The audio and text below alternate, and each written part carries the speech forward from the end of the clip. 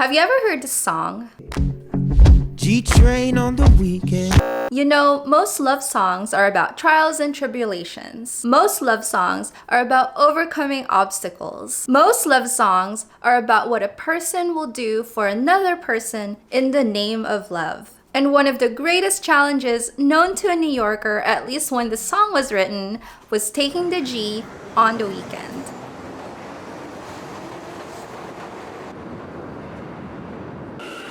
The New York City subway has 472 stations on 36 lines, but some lines are more popular than others. And one line that's talked about a lot is the G train. Why, you may ask? Well, there's so much going on with the G train that it deserves its own video. And the G train is unique in more ways than one that it even has a maneuver named after it.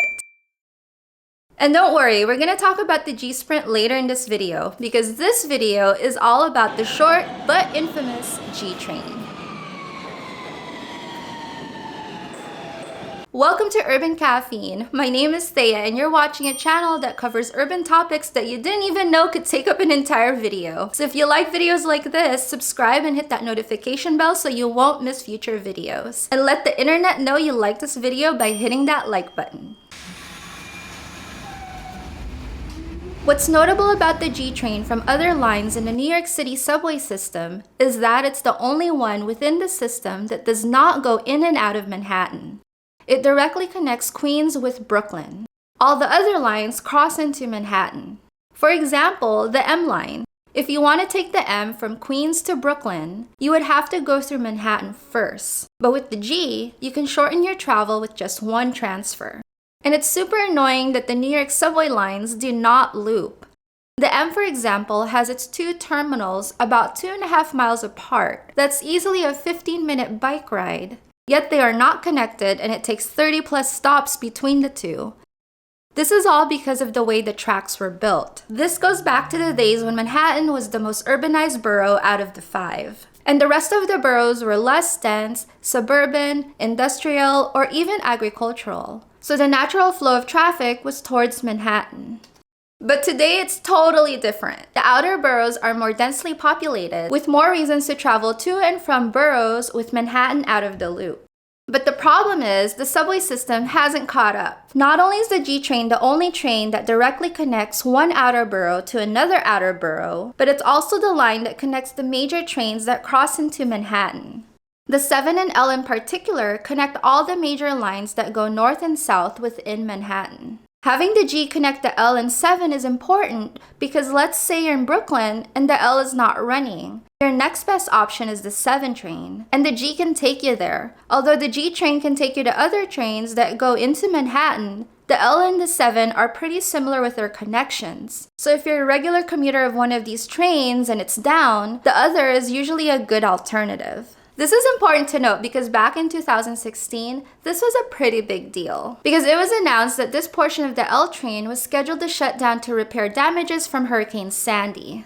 And the drama behind the L train shutdown, which didn't end up happening, was epic. So epic that we can dedicate an entire video to the L train shutdown. But the important thing to note leading up to the planned shutdown of the L train, the G train was getting optimized so it can be a reliable option to get people to the 7 train or any other train headed to Manhattan.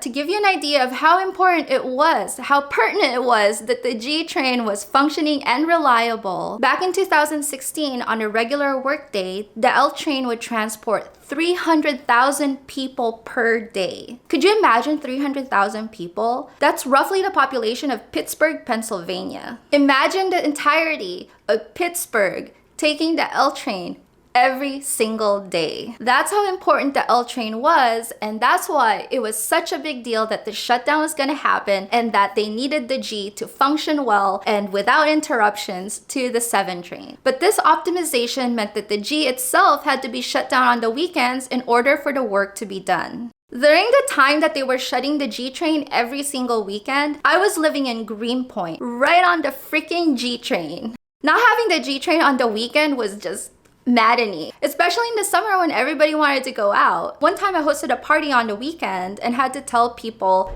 hey guys, the G is not running. You're gonna have to take the bus.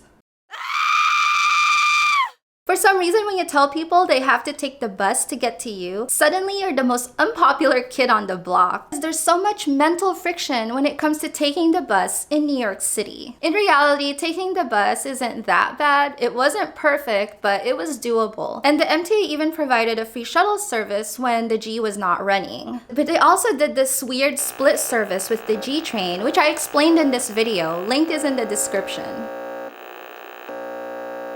The G train really does take it to another level. And needless to say, the G train was notoriously unpopular on the weekends. During that time, if you were taking the G on the weekend, you had something important to do. If you were taking the G on the weekend, that date was worth it. If you were taking the G on the weekend, that meant you were a hero. That is why this song G-Train on the weekend was so apropos during those days. Today, the G-Train is not that bad. It's actually more consistent and has become a cultural icon and the unofficial mascot of Brooklyn. And you might be wondering, why is the G-Train so endearing? Well, it has mostly to do with its length. Being the only train to directly connect two major lines in and out of Manhattan in Brooklyn and Queens makes the G a somewhat important train. So you would think it's as robust as the other train lines. But that's not the case. Not counting shuttle trains, the G train is the shortest train in the entire New York City subway system. It's so short that it's laughable, literally, because you end up laughing at the people who underestimate the length of the G train because they're so used to these long trains that they end up running to catch it. Because people are so used to trains that have 8 to 10 cars, but the G is only 4 cars long. So when it arrives, people who are not in the know end up having to run to get to the train. Recently, I noticed that the G train is now running 5 cars, and I'll get to that in a bit. When I moved to Brooklyn, I was coming from Manhattan, so I was so used to these long trains in Manhattan. So when I was on the platform waiting for the G train, I heard a voice from across the tracks yelling at me. It was the person cleaning the platform yelling, "Miss, keep walking, keep walking." So I kept walking towards the middle of the platform. I stopped after a few feet and started waiting there. And then later I heard this person yell at me again saying, "No, keep walking, keep walking." I was so confused, but I kept walking because this person looked like they knew what they were talking about. So I just kept walking, and lo and behold, I barely got to the end of the G train. When it stopped, I was standing right at the last door. To this day, when I'm at the turnstile, steps away from the platform, and I hear the G train coming through, I run for it. I start booking. But sometimes there are people standing on the platform and I pass them by and they're looking at me thinking, this person's crazy. Why are they running for the train? The train is coming. It's obviously coming. And I barely make it to the last door of the train. And before I step in, I look, and all those people that I passed by are running towards the G train as well. And this act right here, running to catch the G train because it's so short and you've underestimated its length, is called the G sprint. Some stations have signs where the G train will stop, but I don't think people see these well enough. So why is this? The G train used to run all the way to Forest Hills in Queens on the weekends. But in 2001, it was shortened to Court Square to accommodate a new train that would later turn into today's M train. But it was first called the V train before it became the M train. To make up for it, the MTA increased the trips made by the G. At the time, the G train had 6 cars coming every 10 minutes. To make more trips within the hour, they needed more trains. But the MTA didn't have the budget to buy more trains. So instead of 6 cars every 10 minutes, they distributed the cars to 4 cars every 6.5 minutes.